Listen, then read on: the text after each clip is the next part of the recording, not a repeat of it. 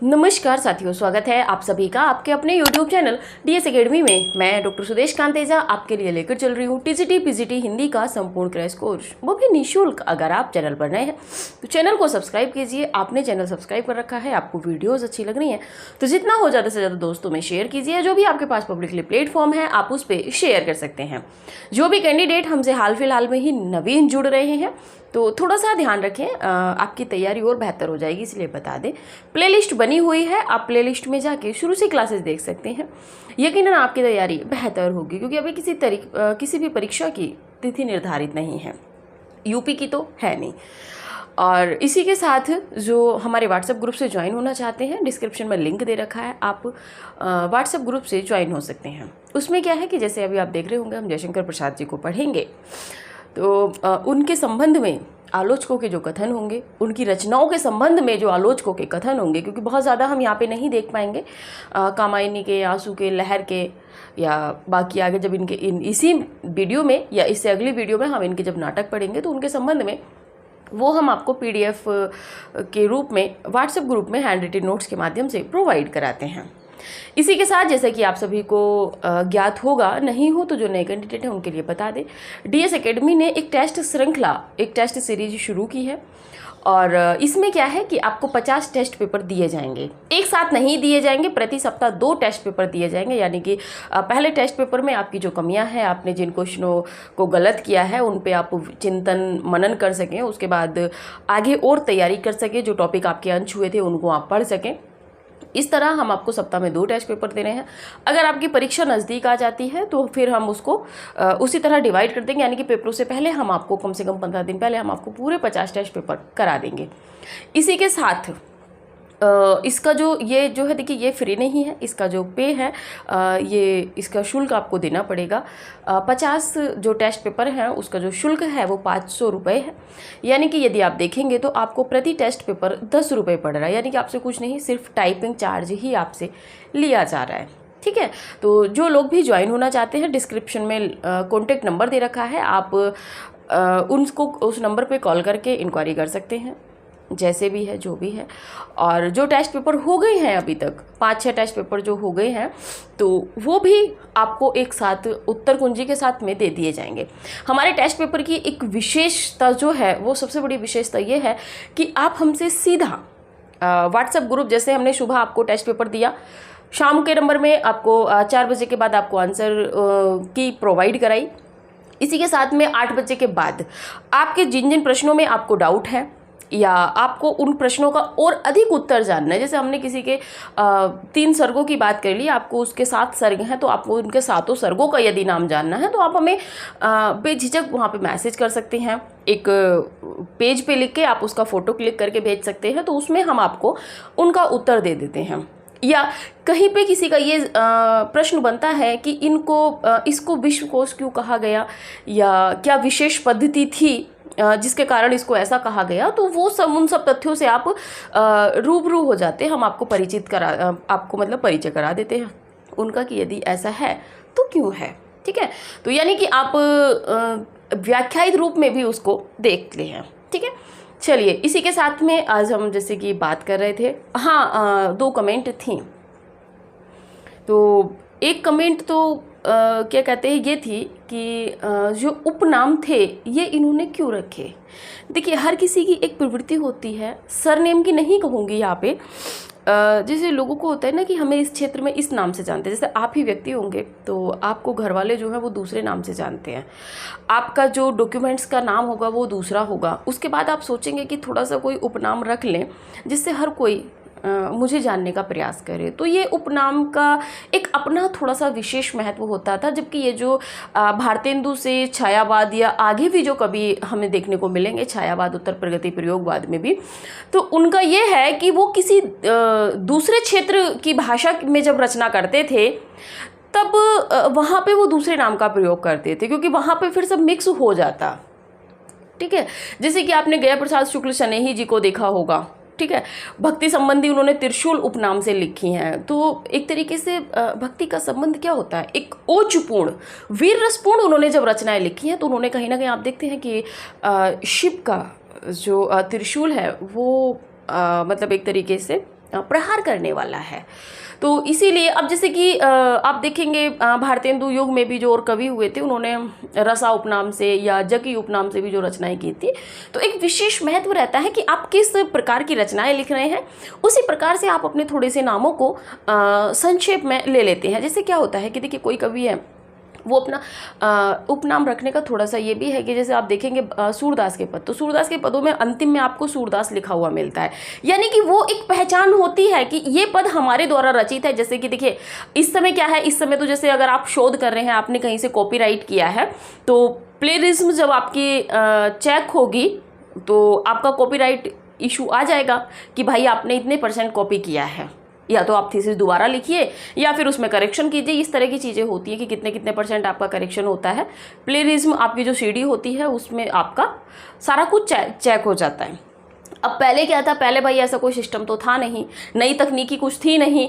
अब पता चला कि भारतेंदु जी ने पद लिखे, वो किसी दूसरे ने कॉपी कर लिए, तो उसमें क्या था कि भारतेंदु पूरा नाम तो लिख नहीं सकते थे। क्यों? क्योंकि काव्य में भी रचनाएं कर रहे थे, ब्रज भाषा में भी रचनाएं कर रहे थे, खड़ी बोली में भी कर रहे थे। तो फिर उनका क्या हुआ कि अब वो जब उर्दू में करने लगे हैं तो उन्होंने दूसरा नाम रखा वहाँ पे, और दूसरा नाम ऐसा छोटा सा रखा कि कोड बस भारतेंदु जी को ही पता हो, बाकी लोग कम पहचान पाए। तो चूंकि पत्रिकाओं में उस समय पर आप देख रहे होंगे कि जो काव्य होती थी, काव्य में रचनाएं होती थी, वो निकलती थी पत्रिकाओं में। तो पत्रिकाएं तो आपको पता है कि भाई देखो हर क्षेत्र में जाती है, तो कोई भी कॉपी कर सकता है। अब भारतेंदु जी ये कहेंगे कि ये मेरी लिखी हुई है, लेकिन जब वहाँ पे रसा लिखा हुआ है तो व्यक्ति समझ ही नहीं पाता था कि क्या है। लेकिन कोडिंग किसके पास थी भाई? भारतेंदु जी के पास थी। तो ये थोड़ा सा है उपनाम रखने की प्रवृत्ति। आप इतना ना जाइए, आपसे ये प्रश्न नहीं बनेगा, लेकिन अगर बनेगा तो आप जितना हमने आपको बताया है आप उतने से एक्सपर्ट को सेटिस्फाई कर सकते हैं, ठीक है। और एक प्रश्न था कि मैम आपने पूरा तो लिटरेचर अभी या पूरा पाठ्यक्रम तो अभी कंप्लीट कराया नहीं है, आपने टेस्ट सीरीज लॉन्च कर दी है। तो देखिए बच्चे जिसने भी ये कमेंट किया है, मानती हूँ कि सबकी अपनी अपनी अभिव्यक्तियाँ हैं, ठीक है। आपका अपना सुझाव है, जो भी आपके मन में आता है आप व्यक्त कीजिए। अभिव्यक्ति को व्यक्त करना ही अभिव्यक्ति है। अब आप देखेंगे कि परीक्षा अगर आ जाएगी तो हम ये टेस्ट पेपर कंप्लीट नहीं करा पाएंगे। बात आती है कि पाठ्यक्रम कंप्लीट नहीं है। हमें पता है कि अभी हम छायावाद में चल रहे हैं, अभी काफ़ी लंबा अंतराल हमारे पास है। आप को हमने सहायक पुस्तकें और मूल पुस्तकों का चयन करवाया था। अगर आप हमसे शुरू से जुड़े हुए हैं, वीडियो प्लेलिस्ट में लगी हुई है, टीजीटी पीजीटी के लिए स्पेशली किताबों की प्लेलिस्ट बनी हुई है। तो वहाँ पे आप मूल किताबें ना लेके सहायक किताबों में आपको लेनी पड़ेंगी। आप प्लेलिस्ट में जाइए, आप सहायक किताबों में आपको जो भी पसंद आ रही हों, जिनको आपको लगता हो कि आप इनको खरीद सकते हैं, तो उनको पढ़िए आप। और स्वतः पढ़ने के बाद में आप पेपर में, टेस्ट पेपर में आके अपने को आंकिए कि आपकी कितनी तैयारी हो रही है, क्या आप तथ्यों से परिचित हो रहे हैं कि नहीं हो रहे हैं। इसी के उद्देश्य से हमने टेस्ट सीरीज चालू की है, ठीक है। तो चलिए, सभी का समाधान हुआ। बात करते हैं आज के छायावाद के चतुष्टय कवियों में पहले कवि, ठीक है। पहले कवि हैं जयशंकर प्रसाद जी। जयशंकर प्रसाद जी के विषय में जानते हैं। देखिए जयशंकर प्रसाद, इनका जो जन्म है 15 नवंबर 1889 ईस्वी को कहाँ हुआ था? काशी में हुआ था। काशी जो बनारस। निधन की बात करें तो 1937 ईस्वी में इनका निधन हुआ है, ठीक है। आगे बात कर लेते हैं। इनका जन्म काशी में या काशी में कान्यकुब्ज परिवार में हुआ था। कान्यकुब्ज परिवार में हुआ था, लेकिन इनका जो परिवार था इसको सुंगनी साहू के नाम से भी जाना जाता है। आप नोट कर लीजिएगा, सुंगनी साहू के नाम से, ठीक है। एक बार होता है कि निराला जी की पंत जी इनसे मिलने गए होते हैं, तो जिन्हें शायद महादेवी वर्मा इनसे मिलने गई होती हैं। बहुत अपने में प्रख्यात थे, इनकी पत्रिकाओं में कविताएं निकल रही थी। अब वो जाती हैं तो बनारस, आपको पता है जो काशी का जो रेलवे स्टेशन है वहाँ से उतर के बहुत पूछा कि जो कवि हैं जयशंकर प्रसाद, क्या आप उन्हें जानते हो, उनका घर कहाँ है? क्योंकि पहले परिचित नहीं होते थे। अब क्या है कि अब तो एड्रेस तो छोड़िए, कॉन्टेक्ट नंबर जब रहता है तो आप सीधे सीधे लेखक से, कवि से बात कर सकते हैं। और लेखक और कवि इतने विनम्र प्रभाव के होते हैं कि आपकी बातों को बड़े तल्लीनता के साथ सुनते हैं। ये मैं जानी हूँ, जब मैं शोध की थी मैं इन सब अनुभवों से परिचित हूँ। तो ये गए तो इन्होंने काफ़ी लोगों से पूछा, कोई नहीं बताया। फिर उसके बाद में कोई एक था, रिक्शे पे जब ये बैठती हैं तब वो ये कहती है कि क्या आप उन्हें जानते हो। तो वो चूँकि समझ जाता है कि यहाँ पे यदि कोई कविताएं करता है तो वो सिर्फ जयशंकर प्रसाद है। उसके बाद में वो कहता है कि वो तो सूंघनी हैं, तो वो नहीं जान पा रही थी। तो सूंघनी क्या होता है कि ये एक काम इनका था शायद बीड़ी उड़ी का, तो उसकी वजह से इनको सूंघनी साहू परिवार के नाम से इनको जाना जाता था, सूंघनी साहू के नाम से। ठीक है, चलिए इससे अपना बहुत ज़्यादा परिचय नहीं है, आगे बढ़ते हैं। पिता जो थे वो देवी प्रसाद थे, माता मुन्नी देवी थी इनकी। बचपन के नाम की बात करें तो बचपन का जो बाल नाम था इनका वो झारखंडी था, और इन्होंने ब्रज भाषा में जो रचनाएं लिखी थी वो कलाधर उपनाम से लिखी थी। यहाँ से प्रश्न बनेगा, झारखंडी से भी प्रश्न बन चुका है और माता से भी इनके प्रश्न बना है एक बार, और झारखंडी जो कलाधर है उपनाम इनका, उससे भी प्रश्न बना है ब्रजभाषा में जो ये रचनाएं करते थे। ठीक है, गुरु की बात करें तो दीनबंधु ब्रह्मचारी हैं, मोहिनी लाल भी मिले हैं, रास में सिद्ध भी इनके गुरु मिले हैं। मोहिनी लाल ज़्यादा हैं, महत्वपूर्ण है, तीनों में से हो सकता है आने वाली परीक्षाओं में ये प्रश्न बन जाए कि निम्नलिखित में से जयशंकर प्रसाद के गुरु नहीं हैं। ठीक है, तो दीनबंधु ब्रह्मचारी, मोहिनी लाल और रसमय सिद्ध इनके मतलब जो गुरु थे वो थे। बात कर ले तो मोहिनी लाल जो थे ये आपके हिंदी और संस्कृत के थे। ठीक है, और दीनबंधु जो ब्रह्मचारी हैं इनसे इन्होंने वेदों और उपनिषदों का ज्ञान अर्जित किया था। ठीक है, प्रसाद जी से छायावादी काव्य का श्री गणेश माना जाता है। ठीक है, आगे बात कर लेते हैं।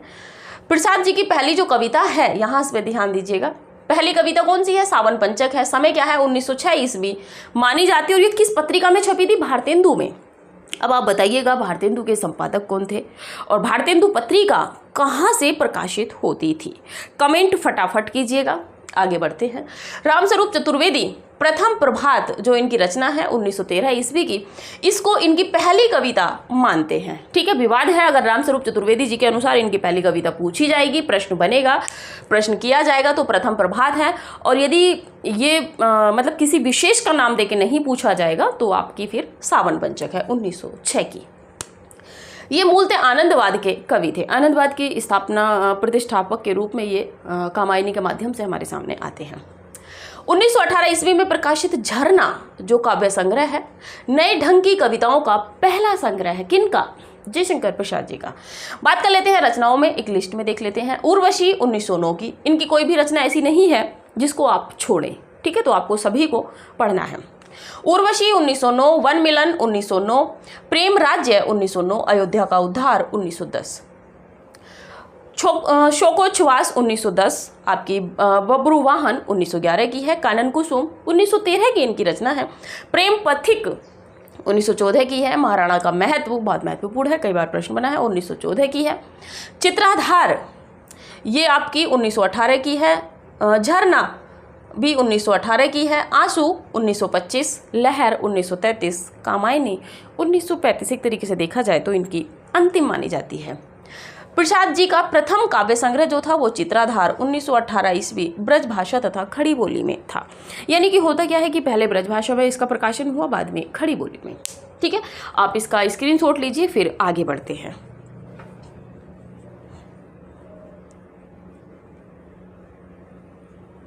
चलिए,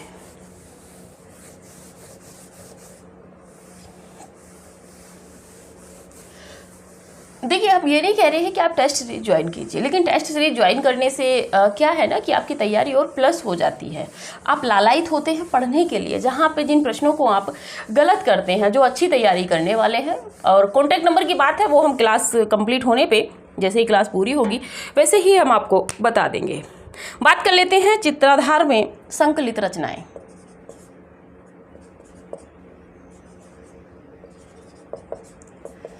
चित्राधार में संकलित कविताएं कर लीजिए या रचनाएं जो भी है। बात करें तो कानन कुसुम, प्रेम पथिक, कानन कुसुम, प्रेम पथिक, महाराणा का महत्व। जो महत्वपूर्ण है ना वहां से प्रश्न बन जाता है। महाराणा का महत्व, महाराणा के महत्व के बाद बात करेंगे तो करुणालय, करुणालय के बाद में बात करेंगे तो सम्राट चंद्रगुप्त मौर्य, सम्राट चंद्रगुप्त मौर्य। सम्राट चंद्रगुप्त मौर्य के बाद में बात करेंगे तो छाया उर्वशी, छाया उर्वशी, राज्यश्री, काव्य भी है राज्यश्री। और इसके बाद में है प्रायश्चित,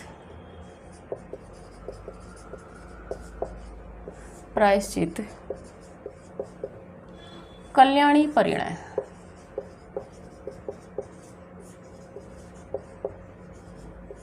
कल्याणी परिणय जो है उसकी बात हो रही है यहाँ पे।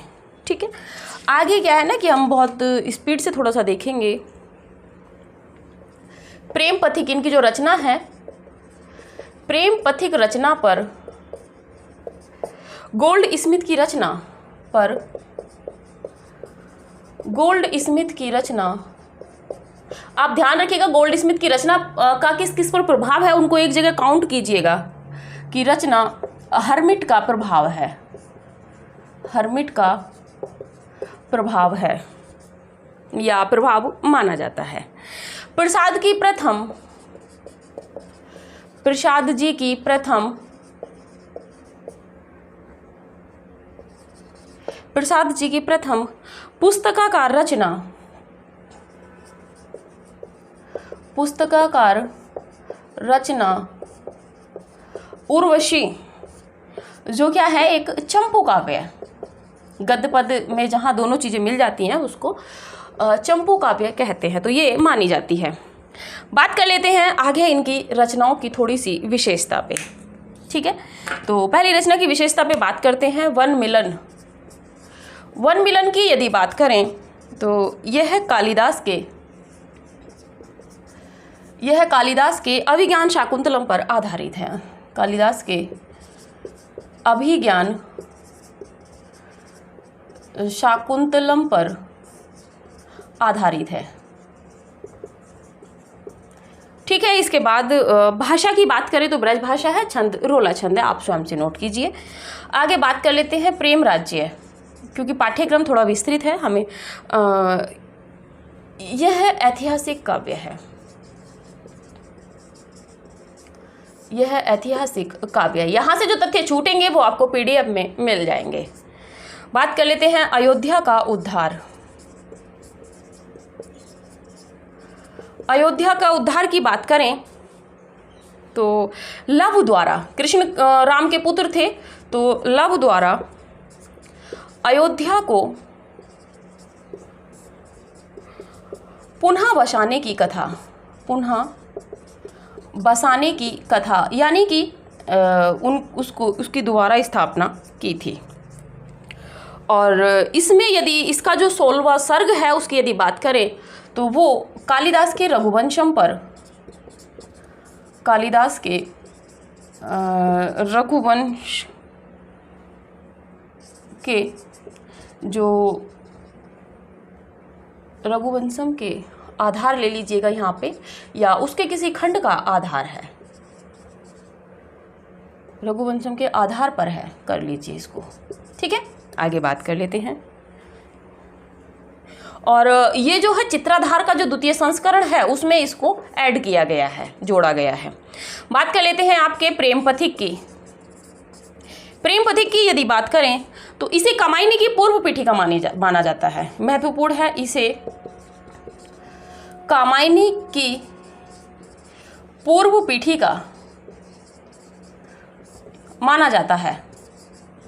वो इसलिए माना जाता है क्योंकि कामायनी के जो अंश हैं वो इसमें कहीं ना कहीं शुरू में रूप झलकता है। और इसकी विशेषता ये है कि ये पहले ब्रज भाषा में थी, फिर खड़ी बोली में लिखी गई, इसका रूपांतरण किया गया। बात कर लेते हैं कानन कुसुम की। कानन कुसुम, जो चीज़ें हम मौखिक बोल देते हैं आप उनको थोड़ा सा नोट कर लिया करियो। खड़ी बोली की कविताओं का संग्रह, खड़ी बोली की कविताओं का संकलन, कविताओं का प्रथम काव्य संग्रह लिख लीजिए। प्रथम काव्य संग्रह है, ठीक है। खड़ी बोली में इसका 1913 में और ब्रज भाषा में भी इसका था ना, तो इसीलिए बात कर लेते हैं महाराणा का महत्व। जितना परीक्षा उपयोगी है अभी आप उतना ही पढ़िए।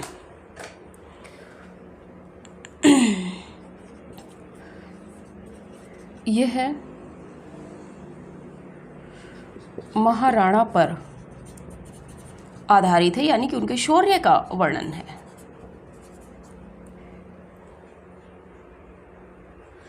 इसे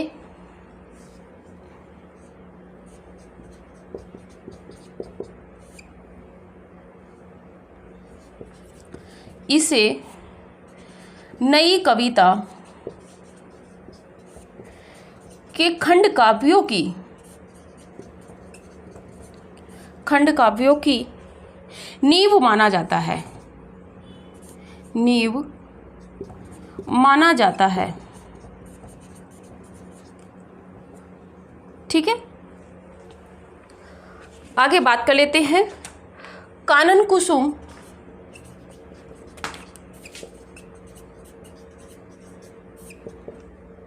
कुसुम झरना, लहर गीति काव्य हैं। ये इनके गीति काव्य की श्रेणी में आते हैं, ठीक है। आगे एक और पॉइंट लिख लीजिए। प्रेम पथिक महाराणा का महत्व आंसू, देखिए हम कहते नहीं हैं लेकिन इतना विस्तृत आपको नहीं मिल रहा होगा। आंसू खंड काव्य हैं, ठीक है। आप इनका स्क्रीनशॉट लीजिए, फिर आगे देखेंगे। थोड़ा सा तेजी से हम लोगों को चलना है, ठीक है। बात कर लेते हैं चित्राधार में संकलित कविताओं में कानन कुसुम है, प्रेम पथिक है, महाराणा का महत्व, करुणालय, सम्राट चंद्रगुप्त मौर्य, छाया, उर्वशी, राज्यश्री, प्रायश्चित, कल्याणी, परिणय। देखिए यहाँ से भी प्रश्न बन सकता है कि किस में प्रकाशित है, कौन सी रचना चित्राधार में प्रकाशित नहीं है।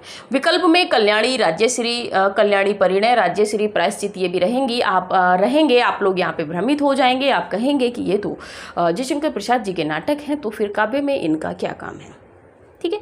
तो थोड़ा सा आप तथ्यों को गौर कीजिए, क्योंकि जो भी तथ्य हैं आपको ऑथेंटिक ही लिखवाए जाते हैं, ठीक है। तो इनको पढ़े रहिएगा कौन कौन सी का चित्राधार में संकलित हैं। बात कर लेते हैं प्रेम पथिक रचना पर गोल्ड स्मिथ की रचना हरमिट का प्रभाव है। जयशंकर प्रसाद की किस रचना पर क्या कहते हैं आपके हरमिट का प्रभाव है गोल्ड स्मिथ की रचना, तो प्रेम पथिक पर, ठीक है। प्रसाद जी की प्रथम पुस्तकाकार, यानी कि जो प्रथम प्रकाशित जो पुस्तकाकार रूप में जो कविता काव्य संकलन है वो कौन सा है, तो उर्वशी है। और ये कैसा काव्य है, चंपू काव्य है। उर्वशी दूसरी किसकी रचना है, आप लोग सभी जानते होंगे, जरा कमेंट कर दीजिए। वन मिलन, यह कालिदास के अभिज्ञान शाकुंतलम पर आधारित है। कौन सी, वन मिलन, ठीक है। तो थोड़ा सा कोरिलेट कीजिएगा दुष्यंत और अभी उसका क्या कहते हैं शकुंतला का और दुष्यंत का जो मिलन होता है वो कहाँ होता है, तो वन में ही होता है एक तरीके से। तो वन मिलन आपका प्रसाद जी का है। प्रेम राज्य की बात करें तो यह एक ऐतिहासिक काव्य है। अयोध्या का उद्धार क्या होता है कि आप किसी का उद्धार करते हैं, ठीक है। जो एक किसी काम में लगा हुआ आ रहा है, जैसे कि सपोज मानिए आप हमसे पढ़ रहे हैं और पूरा कोर्स आप यदि कंप्लीट कर लेते हैं, उसके बाद में आपका चयन होता है, तो कहीं ना कहीं आप कहेंगे कि हाँ उन्होंने हम पे उद्धार किया है, ठीक है। तो पुनः स्थापित करना भी उद्धार होता है। तो यहाँ पे लव किस पुत्र के द्वारा, राम के लव के द्वारा अयोध्या को पुनः बसाने की कथा है, किसमें, अयोध्या का उद्धार में। और ये कालिदास का जो रघुवंश है उसके 16वें सर्ग की मतलब कालिदास रघुवंशम का ही इसमें आधार लिया गया है।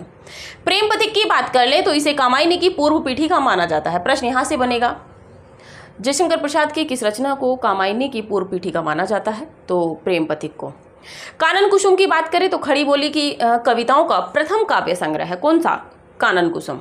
महाराणा का महत्व की बात करें तो ये महाराणा प्रताप पर आधारित है खंड काव्य, और इसे नई कविताओं के खंड काव्यों की नींव माना जाता है। ये प्रश्न बनने की संभावना है, ठीक है।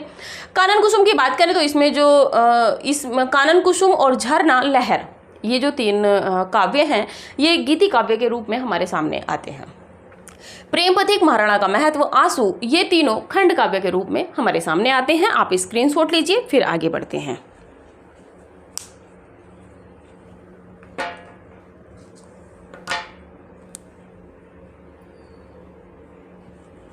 चलिए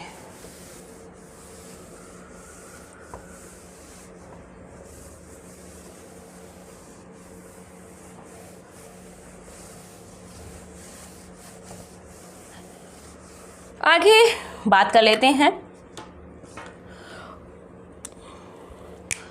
अभी जिस श्रेणी में बात कर रहे थे तो उर्वशी ये आपकी चंपू काव्य है और कामायनी महाकाव्य है। कामायनी महाकाव्य है, तो ये थोड़ा सा ध्यान रखिए। आगे बात कर लेते हैं। झरना छायावाद का प्रथम काव्य संग्रह है। प्रथम काव्य संग्रह है। इसे छायावाद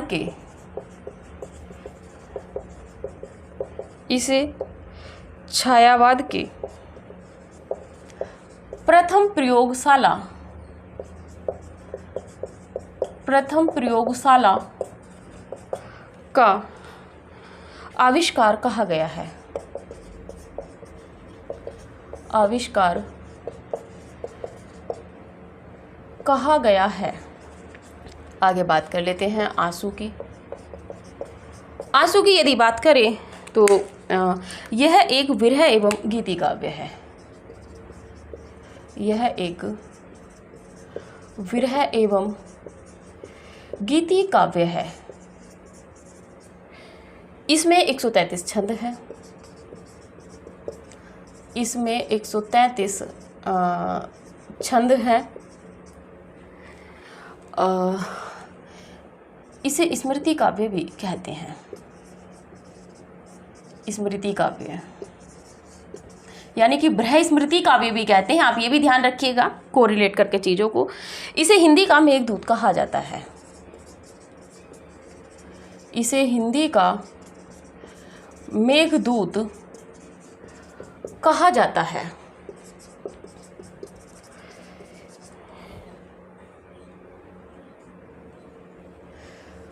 शुक्ल जी ने, आचार्य रामचंद्र शुक्ल, तो शुक्ल जी ने इस रचना को श्रृंगारी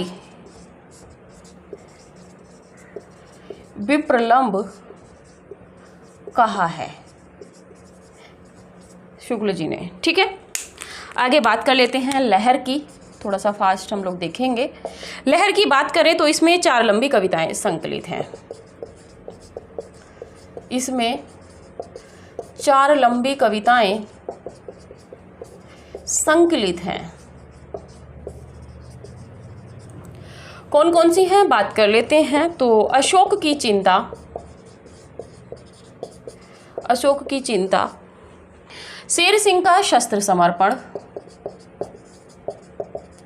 शेर सिंह का शस्त्र समर्पण। तीसरे नंबर पे बात करें तो पेशोला की प्रतिध्वनि, पेशोला की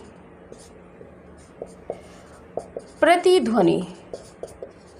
और चौथे नंबर पे यदि बात करें तो प्रलय की छाया।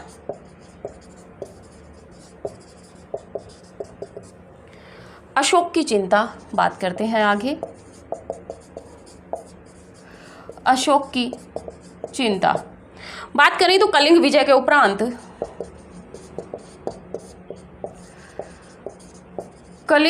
के उपरांत सम्राट अशोक की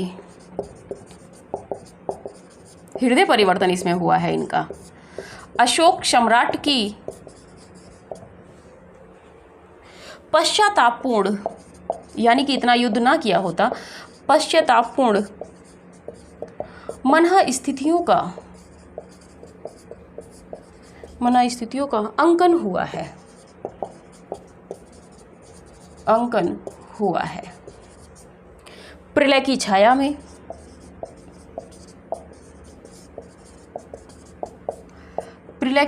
में गुजरात के राजा कर्ण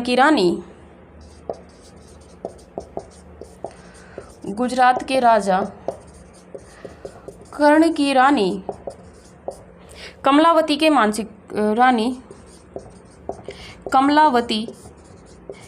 मानसिक द्वंद्व की कथा। ठीक है,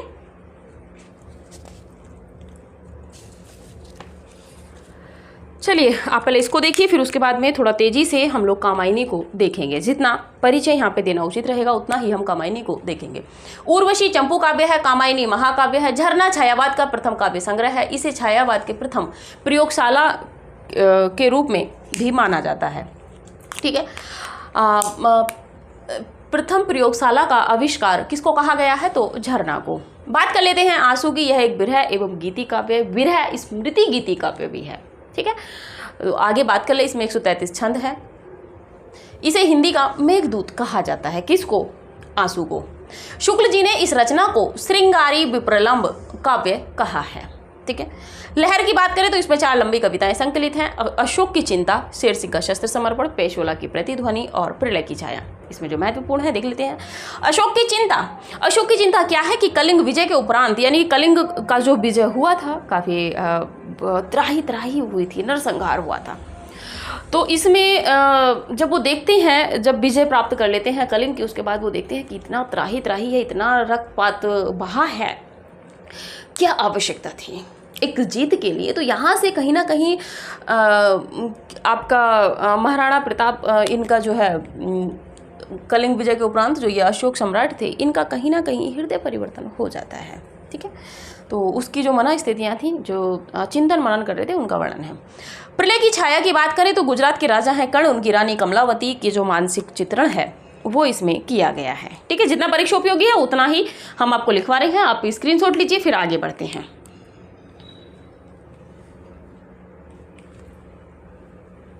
चलिए देखिए, कामायनी के विषय में, जो कामायनी के संबंध में कथन है कहे हुए, और वो सब हम आपको पीडीएफ में देंगे। यहाँ पे जितना परीक्षा उपयोगी है उतना हम आपको यहाँ पे लिखवा देते हैं।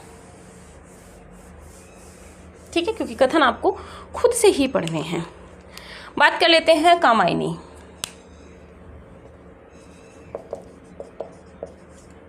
कामायनी महत्वपूर्ण है, थोड़ा सा तेजी से देखते हैं। कवि ने इसमें मानव मन की कथा के साथ युगीन समस्याओं पर भी प्रकाश डाला है। इसमें 15 सर्ग है।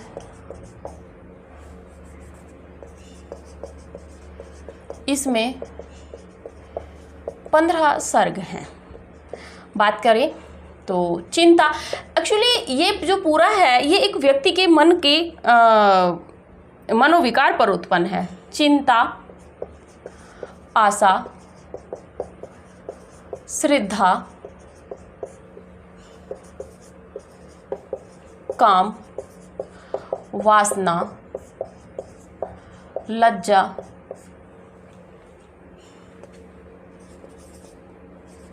कर्म, ईर्ष्या, नोवा क्या है, ईड़ा, स्वप्न, संघर्ष, निर्वेद, दर्शन, रहस्य, आनंद। ठीक है, आगे बात कर लेते हैं। यह शतपथ ब्राह्मण ग्रंथ पर आधारित है।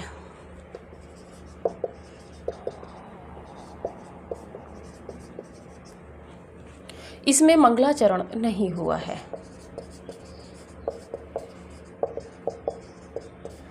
इसमें मंगलाचरण नहीं हुआ है।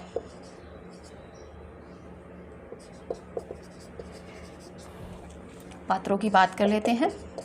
पात्रों में है इसके मनु, मन का प्रतीक है। श्रद्धा, श्रद्धा की बात करें तो वो हृदय की प्रतीक है। तीसरे नंबर पे बात करें तो ईड़ा, ईड़ा बुद्धि, और ये भी क्या है, सांसारिक बुद्धि का प्रतीक है। और यहीं पर यदि हृदय को, श्रद्धा को देखेंगे तो वो सात्विक बुद्धि का प्रतीक है। सात्विक बुद्धि का प्रतीक है यहाँ पे। फोर्थ नंबर पे बात करें तो कैलाश सरोवर, कैलाश सरोवर, कैलाश सरोवर की यदि बात करें तो ये मुक्ति स्थल है। जैसा कि आप कहते हैं, जैसे कि माना जाता है कि बनारस में, काशी में जिनका अंतिम संस्कार होता है वो मोक्ष को प्राप्त होते हैं, यानी कि उन्हें मुक्ति मिलती है इस तरह से। तो सारस्वत प्रदेश की यदि बात करें तो ये शरीर, आपका जो पूरा शरीर होता है ये सारस्वत प्रदेश है इसमें। और वृषभ या कहें बैल, तो ये जो है ये धर्म का प्रतीक है। सातवें नंबर पे बात करें तो अकुली, अकुली किरात, अकुली किरात की बात करें तो ये आशुरी शक्ति, शक्ति का प्रतीक है। और वहीं पे 8वें नंबर पे बात करें तो मानव या कुमार, तो ये किसका प्रतीक है, मानव जाति का प्रतीक, जिसका उत्पन्न होता है, मानव जाति का प्रतीक प्रलय के बाद, प्रलय पर आधारित है, आप सभी जानते हैं। कामायनी का मुख्य दर्शन, कामायनी का मुख्य दर्शन, कामायनी का मुख्य दर्शन आनंदवाद, समरसतावाद है। कामायनी का मुख्य छंद, मुख्य छंद लिख लीजिएगा, मुख्य छंद तांटक छंद है। अंगिरस, अंगिरस की बात करें या प्रधान रस, कौन सा है इसमें, तो प्रधान रस की बात करें तो शांत रस है कामायनी में, शांत रस। ठीक है, आप स्क्रीनशॉट लीजिए। आगे एक और देखते हैं, थोड़ा सा पॉइंट बचेंगे। देखिए कामायनी जयशंकर प्रसाद की बहुत चर्चित है, यानी कि इन्होंने काव्य के क्षेत्र में कामायनी ने ही जयशंकर प्रसाद जी को स्थापित किया था। और ऐसा काव्य अभी तक भी लिखा नहीं गया है और लिखा भी नहीं जा सकता यदि कल्पनाओं की बात करें तो। ठीक है, अगर आगे की भविष्य की एक दृष्टि को देखते हुए कहें तो ऐसा काव्य लिखना नामुमकिन है। ठीक है, तो कामायनी कवि ने क्या किया है कि मानव मन की जो कथा है वो प्रतीकों के रूप में यहाँ पे चित्रित की है।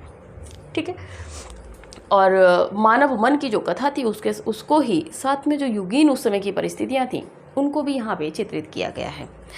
15 सर्ग हैं। प्रश्न यहाँ से बनना ये तो नहीं बनेगा कि कितने सर्ग हैं, क्योंकि ये प्रश्न बन चुका है। लेकिन हाँ, यदि प्रश्न ये बन जाता है कि निम्नलिखित में से कामायनी के संबंध में सही नहीं है, तो वहाँ पे 15 सर्ग भी आपको मिलेंगे, सर्गों का क्रम भी मिलेगा। तो सर्गों का क्रम आपको याद रखना है। सबसे पहले आप कामायनी को जब पढ़ेंगे तो बाद में पढ़िएगा पूरा, पहले आप इसके जो 15 सर्ग हैं उनको आप याद कीजिएगा। चिंता, देखिए कहानी क्या होती है कि मनु होते हैं, अब प्रलय हो जाती है।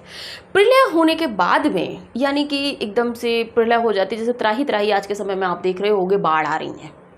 ठीक है, पुल टूट रहे हैं, तो उस समय क्या होता है कि इतना जल प्रलय होता है, इतना जल प्लावन होता है कि कुछ शेष नहीं बचता वहाँ पे। तो मतलब ये लगा लो कि जो आपके पर्वत हैं पे भी जो उन पे भी पानी इतना होता है, जल प्लावन इतना हो जाता है कि जो देवदारू जैसे जो पेड़ होते हैं वो भी उसमें समा जाते हैं। सिर्फ एक दो पहाड़ के किनारों पर एक छोर पर मनु होती हैं और एक छोर पर श्रद्धा होती हैं। जब हम कामायनी को एक बाद में पूरा कंप्लीट कराने के बाद में जब हम व्याख्यायित रूप में एक एक सर्ग को लेके आएंगे तब आप पढ़िएगा, बहुत आनंद में आप पढ़ेंगे। तो उसमें क्या होता है कि क्या कहते हैं, मनु होते हैं और एक उस पे बैठे हुए होते हैं, पहाड़ी की चोटी पे बैठे हुए होते हैं। जल प्रलय थोड़ा थोड़ा जब बाढ़ एक बार आके चली जाती है तो आप देखते हैं कि पानी किनारा अपना थोड़ा थोड़ा मतलब नीचे को उतरने लगता है। जल उतरने लगता है तो मनु बैठे हुए हैं, चिंता में हैं। किस चिंता में है कि जिस राज्य में, जिस शाश्वत प्रदेश में वो रह रहे थे वो प्रलय विनाशकारी उसमें सब ध्वस्त हो गया है, कुछ भी मात्र नहीं बचा है। इसीलिए कहते हैं कि आपको किसी भी तथ्य को लेके या किसी भी बात को लेके अपने पर घमंड नहीं करना चाहिए, क्योंकि ईश्वर की जो प्रकृति है उसको आप नहीं समझ पाएंगे। ठीक है, तो वहाँ पे बैठे हुए हैं तो क्या कर रहे हैं कि मनु वहाँ पे बैठे हुए चिंता कर रहे हैं। अब चिंता कर रहे हैं क्यों? क्योंकि अकेले बचे हैं। आप सोचिए कि आप पूरे शहर में अकाल हो जाए, या जैसे अभी कोरोना जैसी भीषण महामारी से हम लोग बच के निकल के आए हैं। अब देखेंगे कि कोरोना में जब आप सुनते थे कि उस शहर में इतने लोग क्या कहते हैं क्वारंटाइन हुए हैं, उसके बाद इतनों की डेथ हो गई है, पता चल रहा है कि पूरा गांव ही शमशान में है। जैसे कि पहलवान की ढोलक की अगर आप बात देखेंगे तो ऐसे में आप क्या करेंगे? आप व्याकुल हो जाएंगे, आप जीते जी ऐसे हो जाएंगे कि जैसे हम मर गए हैं। क्यों? क्योंकि आपको कुछ देखने को मिलेगा ही नहीं, आप अकेले हैं। आप पूरे एक शहर में आप अकेले हैं तो आपको क्या लगेगा? एक वीरान लगेगा, ऐसे लगेगा कि आप किसी शमशान में बैठे हुए हैं। ठीक है, तो यहाँ पे सेम सिचुएशन थी यहाँ पे मनु की। मनु बैठे हुए थे तो बैठे हुए क्या कर रहे हैं? आप चिंता कर रहे हैं कि भाई सब कुछ तो नष्ट हो गया। चिंता के बाद में क्या होगा कि उनको दूसरे छोर पर कहते हैं कि चिंता जब हम करते हैं किसी काम को करने की, चलिए थोड़ा सा बता ही देते हैं, अगर कुछ तथ्य यहाँ से छूट जाएंगे तो हम अगली क्लास में देख लेंगे। ठीक है, कामायनी को होगा तो एक क्लास में हम 20-25 मिनट की क्लास एक अलग से ले लेंगे। तो अभी इसमें हम कामायनी का जो ये सर्ग है यहीं पर कंप्लीट करेंगे, इससे ज़्यादा हम यहाँ पे नहीं करेंगे। तो मनु जो है वो चिंता में बैठे हुए हैं, सोच रहे हैं कि अब क्या किया जाए। कोई चारा नहीं है उनके पास, कोई अपना नहीं है, क्योंकि सब तो प्रलय में बह गई, बाढ़ आई थी, जल प्लावन हुआ था, उसमें सब डूब गया। अब देखिए, जब आप को कोई परेशानी आती है, जब आप किसी पर तथ्य को लेके आप बहुत ज़्यादा चिंतित होते हैं तो कहा तो जाता है कि चिंता जो होती है वो चिता से बढ़ के होती है। लेकिन दूसरा एक यथार्थ ये भी है कि कहते हैं कि जो कोई चीज़ टूटती है तो हर चीज़ के टूटने का मतलब खत्म होना नहीं होता है, वहाँ से नवीन सृजन होना भी होता है। तो यहाँ पे जब जल प्रलय हुई थी तो यहाँ से नवीन सृजन हुआ था मानव जाति का। तो मनु बैठे हुए हैं तो कहीं ना कहीं एक आशा तो रहती है कि शायद कुछ ना कुछ होगा। पदों में जब हम देखेंगे तो इस तरह से अब वो बैठे हुए रहते हैं, थोड़ी सी एक आशा उनके मन में जागती है कि जिस प्रदेश को वो मतलब जो प्रदेश उनका बह गया था, जिस राज्य के वो राजा थे वो सब बह गया है। फिर अपना जो पुराना उनका अतीत रहता है, चिंता में उसको थोड़ा थोड़ा व्यतीत करते हैं। ठीक है, कहते हैं कि हिमगिरी के उत्तुंग शिखर पर बैठ शिला की शीतल छा, एक पुरुष भीगे नैनों से देख रहा था प्रलय प्रवाह। ऊपर हिम था, नीचे जल था, एक तरल था, एक सघन, एक तत्व की ही प्रधानता, जड़ कहो उसे या चेतन। यानी कि एक ही तत्व था वहाँ पे, चारों तरफ जल ही जल था। ना तो ये पता चल रहा था कि हिम कहाँ है, पर्वत कहाँ है या स्थल कहाँ है, कुछ भी नहीं था। ठीक है, तो अब वो परेशान थे, लेकिन कहीं ना कहीं एक जैसे जल नीचे को धीरे धीरे उतर रहा था तो मनु के मन में कहीं ना कहीं एक आशा की किरण जाग रही थी। देखिए, जैसे क्या होता है, आप अपने पे इसको आप इसको एक्सपेरिमेंट करके चलिएगा। आप एक परीक्षा में असफल हो जाते हैं तो हालांकि आप कहेंगे कि मैम जब भी पॉइंट लेके आती हैं हमारी असफलता का ही लेके आती हैं और कुछ शुभ शब्द मैम नहीं लेके आती हैं। देखिए ऐसा मेरा कोई औचित्य नहीं है। मेरी आप सभी के साथ में शुभकामनाएं हैं, मेरा आशीर्वाद है और मेरा आप लोगों का प्यार, मेरा अपना स्नेह आपके साथ है कि आप सभी लोग सफल हो। बस आप एकाग्र मन से एक लक्ष्य को भेदने की तरफ निरंतर लगे रहिए। तब अब क्या होगा कि आप जब एक परीक्षा में फेल हो जाएंगे, एक असफल हो जाएंगे, आपका क्या है कि आपने एक रास्ता तय करना है, यानी कि आपको एक मंजिल तक जाना है। आप उसमें मान के चलिए कि आप 70% तक पहुंच चुके हैं। अब उसके बाद ऐसा तो है नहीं कि आप एक परीक्षा में या 2 परीक्षाओं में आप असफल हो गए हैं तो आप वापस लौट जाइए। ऐसा नहीं होगा। क्यों? क्योंकि अब आपको 30% तो आगे कदम बढ़ाना है। यानी कि जब आप 1 या 2 परीक्षाओं में असफल हुए हैं, आप थोड़ा और तेजी से मतलब और थोड़ा सा क्या कहते हैं तीव्रता के साथ में और मन लगा के कमियां जहाँ रह गई हैं उनको फॉलो करते हुए, चिंतन करते हुए, आप वहाँ पे क्या करेंगे? आप चिंतन करेंगे कि भाई कहाँ कहाँ मेरी कमियां रही थी। चिंतन करेंगे, उसके बाद में एक कहीं ना कहीं आपको आशा जागेगी कि हाँ अब न्यू वैकेंसी आएगी, मुझे इसमें एक सीट अपनी लेनी है, क्योंकि वैकेंसी तो आएंगी ही, ये तो आपको भी पता है, हमें भी पता है। तो ये कहीं ना कहीं एक आशा मन में रहती है। तो इसीलिए थोड़ा सा आप भी लगे रहिएगा और देखते हैं कामायनी हमें क्या शिक्षा देती है। अगर पूरा कामायनी पढ़ाने का मेरे पास समय होता तो यकीन मानिए कि आपको कामायनी मुँह जवानी याद हो जाती है। ठीक है, तो चिंता के बाद में मनु को कहीं ना कहीं एक आशा लगती है जब जल धीरे धीरे उतर जाता है। आशा के बाद में उनका तीसरे सर्ग में किससे मिलन होता है? वो श्रद्धा को देखते हैं। श्रद्धा दूसरे छोर पे खड़ी हुई होती हैं। तो फिर वो एक दूसरे को देखते हैं, तब थोड़ा सा वार्तालाप होता है। वार्तालाप होता है कि तुम कौन थी। एक जगह आता भी है कि दुख की पिछली रजनी बीत विकसता सुख का नवल प्रभात, एक पर्दा ये छीना नील छिपाए है जिसमें सुख गात। तो इस तरह के पदों के माध्यम से जब हम देखेंगे तो ये चीज़ें आती हैं। ठीक है, तो यहाँ पे श्रद्धा मिल जाती हैं मनु को। उसके बाद में क्या कहते हैं, दोनों आगे प्रेम के विषय में या अपने जीवन यापन के विषय में सोचने का प्रयास करते हैं। तो काम यहाँ पे आएगा। काम यानी कि जीवन यापन के विषय में यहाँ पे सोचते हैं। आप अन्यथा ना लीजिएगा इसको, कामदेव वाले तथ्यों से ना रिलेट कीजिएगा। 5वें पे अगर आप बात करेंगे तो दोनों में जब प्रेम हो जाता है, जीवन यापन वो करने लगते हैं, फिर वहाँ पे वासना जागृत हो जाती है। श्रद्धा और मनु में, दोनों में वासना जागृत हो जाती है। वासना के बाद में क्या होता है कि वासना के बाद में जब दोनों युगल हो जाते हैं, उसके बाद में हम देखेंगे कि श्रद्धा को हमको रिलेट कर रहे हैं ताकि आपको पूरे 15 के 15 सर्ग याद हो जाएं। उसके बाद में श्रद्धा को लज्जा आती है। लज्जा के बाद में वो सोचती है कि मैंने जो ये कर्म किया है, यहाँ पे बात काम की हो रही थी, यहाँ पे कर्म की बात हो रही है। मैंने जो ये कर्म किया है, कर्म कांड जो किया है, यानी कि इनके साथ जो युगल हुई हूँ वो ना करती तो शायद सही रहती।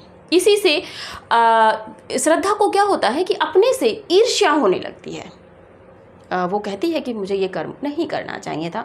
उसको लज्जा आती है। क्यों? क्योंकि वासना में वो युगल हुई थी मनु के साथ, तो उसको अपने से ईर्ष्या होने लगती है। ईर्ष्या होने लगती है तो वो थोड़ा सा कहीं ना कहीं मनु से किनारा कर लेती है। आप मान के चलिए कोरिलेट करके, मनु से जब किनारा कर लेती है उसके बाद में इड़ा जो एक उपनायिका है, इसमें आपने जैसे पृथ्वीराज उसमें देखा था पद्मावत में, तो यहाँ पे इड़ा से भेंट होती है। किसकी? आपके मनु की।